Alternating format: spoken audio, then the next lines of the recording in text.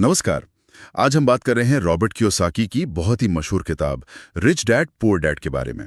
हमारे पास इसका एक समरी है और कोशिश करेंगे समझने की कि ये जो दो पिताओं की कहानी है ये आज भी पैसे को लेकर हमें क्या सिखा सकती है। हाँ बिल्कुल। और ये कहानी शुरू ही होती है एक बड़े दिलचस्प कॉन्ट्रास्ट से। हाँ वही, एक तरफ है पुअर डैड, पढ़े लिखे, अच्छी सेफ सरकारी नौकरी, और उनका मंत्र क्या था कि भाई खूब पढ़ो, अच्छी नौकरी पाओ, पैसा बचाओ। बिल्कुल, जो हमें ज्यादातर घरों में सिखाया जाता है।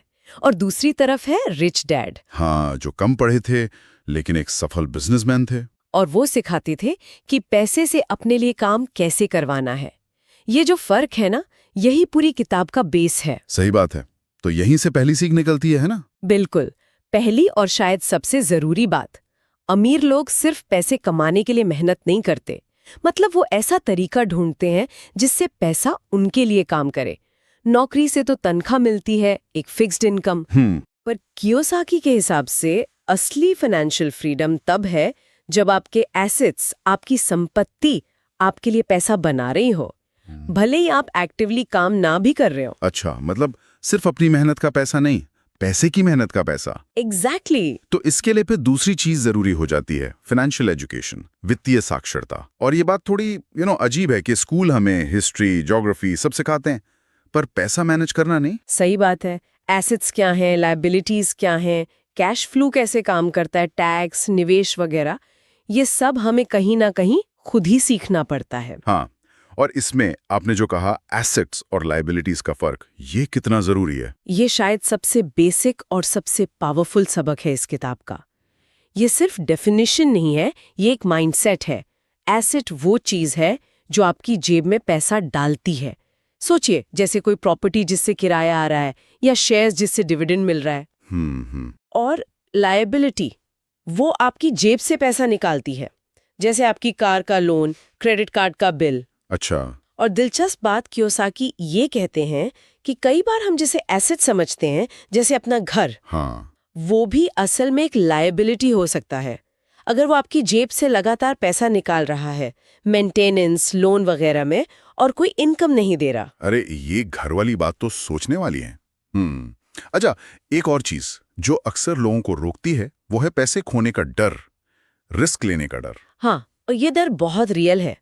कियोसाकी कहते हैं कि इस डर से उभरना जरूरी है। पर इसका मतलब ये तो नहीं कि बस आंख बंद करके कहीं भी पैसा लगा दो। नहीं नहीं, बिल्कुल नहीं। मतलब ये नहीं है।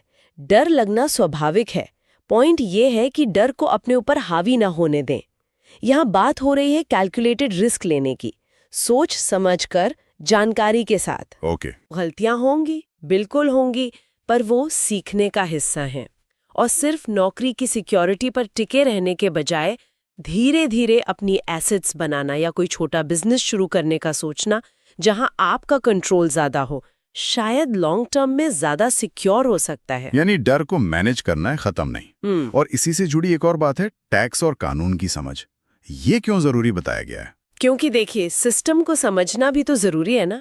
अमीर लोग अक्सर कानूनी तरीकों का इस्तेमाल करके टैक्स बचाते हैं, जैसे कंपनियां बनाकर खर्चों को सही तरीके से मैनेज करना। अच्छा। जानकारी ना होने पर एक सैलरीड इंसान अक्सर अपनी कमाई का बड़ा हिस्सा सीधे टैक्स में दे देता है। ये कोई गलत काम करने की सलाह नहीं है, बस नियमों को समझकर अपने हक का फायदा उठाने की बात है। और आखिर में लक्ष्य क्या है? Financial independence. मतलब आपकी एसेट्स इतना पैसा कमा कर दें कि आपके जरूरी खर्चे बिना नौकरी के भी चलते रहें। समझ गया। तो कुल मिलाकर रिच डैड पुअर डैड का सार यही है कि पैसे से ज्यादा पैसे को लेकर हमारी सोच, हमारा डर और हमारी सीखने की इच्छा मायने रखती है। फाइनेंशियल सक्सेस सिर्फ डिग्री या अच्छी सैलरी पर नहीं, बल्कि सही माइंडसेट और एक्शन लेने पर डिपेंड करती है। बिल्कुल सही कहा। और इसी बात पर एक सवाल सोचने के लिए छोड़ जाते हैं। कियोसाकी के नजरिए से देखें तो आज के जमाने में जहां गिग इकोनॉमी है, जॉब्स उतनी सिक्योर नहीं रही, क्या वाकई वो पारंपरिक अच्छी नौकरी वाली सोच सिक्योरिटी की गारंटी है? या फिर एसेट बनाने पर फोकस करना अब सिर्फ अमीर बनने का रास्ता नहीं, बल्कि फाइनेंशियली सर्वाइव करने की जरूरत बन गया है?